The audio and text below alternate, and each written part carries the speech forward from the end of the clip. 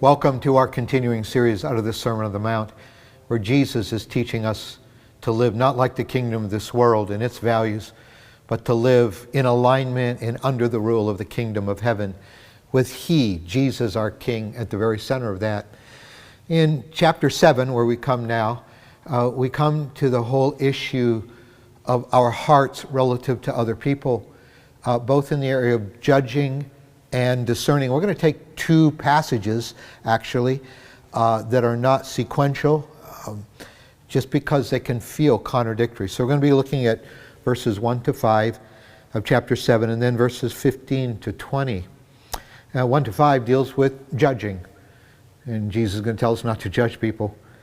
Yet in verses 15 to 20, he's going to deal with this whole issue of discerning. And so it raises the question, like what's the difference between judging and discerning?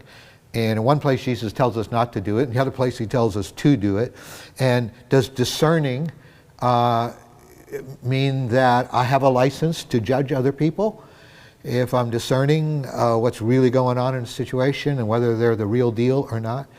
And is in being told to be not to judge people, is Jesus telling me I need to be naive when it comes to trusting other people? So a lot of questions.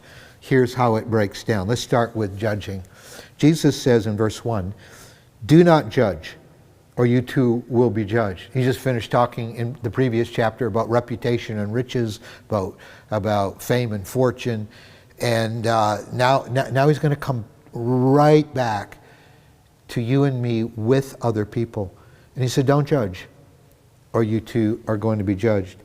Now this word judge, this word judge can mean to be discerning. That's in the Greek, that's one of the legitimate translations of it, discerning. But it can also mean to condemn. So we have to ask the question, which meaning does Jesus intend here? He said, do not judge, or you too will be judged. In other words, it's going to come back on you. For in the same way you judge others, you will be judged. And with the measure you use it, it will be measured to you. So this idea of what's measured out to us being in alignment with what we measure to others ought to remind us of Luke chapter 6. And sometimes Scripture obviously interprets Scripture. And it turns out these two verses at the beginning of Matthew 7 in the Sermon on the Mount are kind of a Reader's Digest version of a larger explanation of this that Jesus gives in Luke chapter 6, where he says, same things, do not judge, and you will not be judged, exactly like the Sermon on the Mount. But then he goes on and said, do not condemn, and you will not be condemned. And then he says, forgive, and you will be forgiven. So obviously, condemning people and not forgiving people here is in parallel with not judging people. So he's not talking about discernment here particularly. He's not saying be naive about everything in the world and don't judge anything. But he is saying in this sense of condemning people, in this sense of having contempt for people or being angry with people, which is also a legitimate way of understanding this word judge. He said, you don't want to go there. And not only that, but he said there is a life principle here that what you do, what you mete out to others gets meted back to you. And that's why in Luke 6:38, he generalizes and says, give, and it will be given to you. So give, and it will be given to you.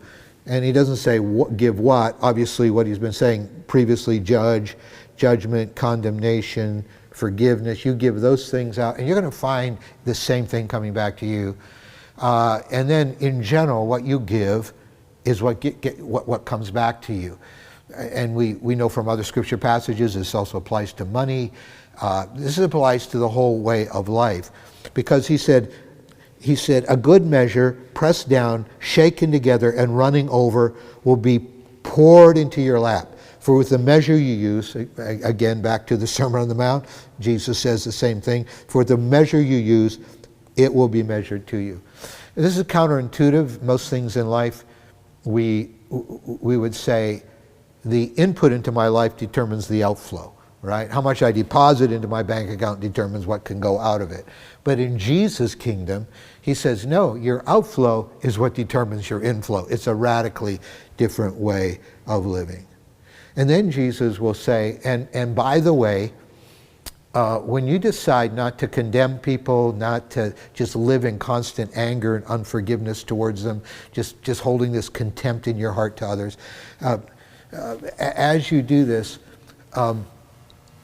be aware of this life principle as well. He said, why do you look at the speck of sawdust in your brother's eye and pay no attention to the plank or the log in your own eye?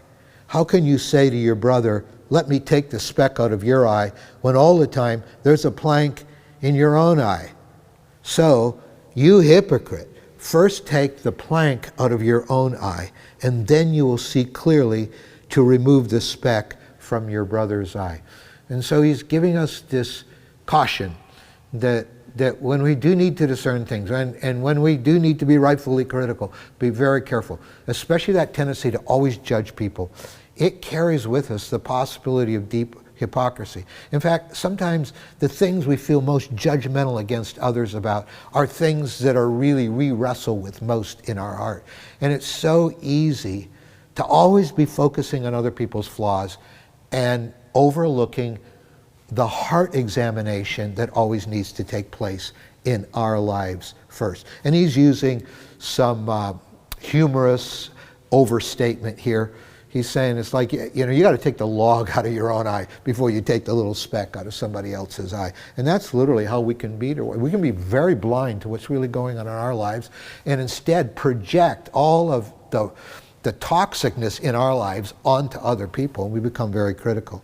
So I think here are two personal questions that come to me as I hear Jesus say, don't judge others or you'll be judged back. I have to ask myself, am I constantly being critical and controlling of other people? And I think these two words, critical and controlling, go together. To be critical means they don't match up to our expectations. We wish they would be different. And then controlling is our going about to make them different. And every relationship you're controlling, you're probably strangling the life out of it. We're just, and are you just finding yourself constantly critical of other people? Probably then you're a very controlling person. And we joke about being control freaks, but it is very difficult to be around a highly controlling people. You're ruining your relationships. And God says, you need to come back and start looking at what's going on in your own heart, first of all. And the other is how we communicate. Do I communicate in ways that demean and shame people?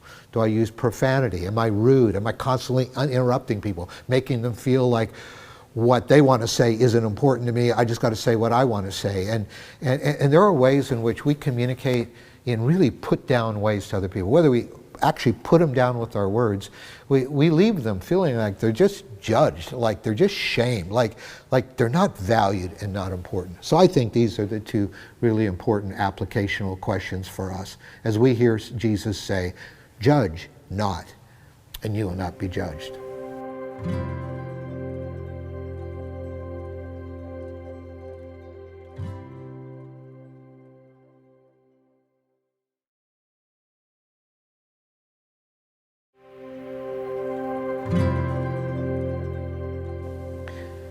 Then we go from there to the other side of that coin, and that's this whole issue of discernment. He said, don't judge. So does that mean we're just naive? No, Jesus is going to say, no, actually, you need to have your eyes wide open about people's agendas without falling into that trap of being condemning and treating people with contempt and anger. It is important that we be discerning. So he picks it up, verse 16. By their fruit you will recognize them. So he's been saying, of course, that we have this tendency to be always critical, controlling, and communicating in ways that demean people. But on the other hand, we need to be very careful that we are discerning about people's agendas around us. And you're going to know them by their fruit. By their fruit, you're going to recognize them. Do people pick grapes from thorn bushes or figs from thistles?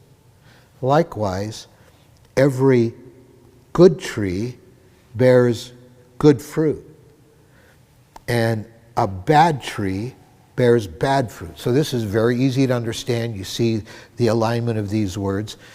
If you got a good tree, it's probably going to bear nice fruit, nice oranges, nice apples, nice grapes. But if you have a tree that's truly sick, it's going to create malformed and bad fruit. Because, obviously we know this from nature, a good tree cannot. It just cannot bear bad fruit. A good tree doesn't bear bad fruit. And a bad tree cannot bear good fruit.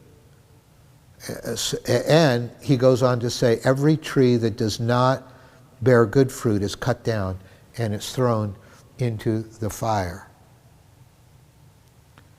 Thus, by their fruit, you will recognize them. And this is it. He started this in verse 15. We skipped it, but in verse 15, he said, you need to be discerning about false prophets because there are people who come as wolves in sheep's clothing. That has become a very popular statement. You're a wolf in sheep's clothing. What are we saying? Your come on up front is not consistent with the true agenda. You're coming on like you care about me. Like those salespeople sometimes, they come on just like they want your best, but really they're just wanting your money. And he's saying there are religious leaders that way. There are people in your life that will be that way, and that's why you need to be discerning. You need to realize that some people, they're on the outside, they look innocent and gentle and kind. They have sheep's clothing, but inside they're wolves that just want to tear you apart. And you need to be discerning about this. And how do you do it? It's by their fruit. You're going to recognize them. That's the tool of discernment. The context is different than don't judge so that you won't be judged. He's saying, no, you need to have your eyes wide open because there are some wolves with sheep's clothing out there. So, by their fruit, you will recognize them. And so, I think here are some good guidelines. This is kind of like the advice I take out of these. First of all, pay more attention to what people do than what they say. Jesus is very clear. It's not their rhetoric that lets you know if they're the real deal. It's their fruit. The fruit is what they actually do. The fruit is how they actually live, not what they say. And it's not bad to make people earn your trust by what they do, not by what they say. I'm conscious as a pastor that every day, I appreciate the trust people give me just because I have the title pastor. But I don't feel entitled to anybody's trust. I feel it's my responsibility every day to keep earning people's trust as they watch what I do. And that's how we discern it. You'll know them by their fruit. The other is don't mistake charisma for character. And much of the Church of Jesus Christ today is making this mistake. And then we get really disillusioned when people with high charisma and pastoring large ministries that are world famous fall into sexual sin, into impropriety with money, into all kinds of scandals. You know what? Their charisma has outdistanced their character. And this is a message back to every one of us. Let's keep working on character. Let's keep earning people's trust by what we actually do and not just our good intentions or our rhetoric.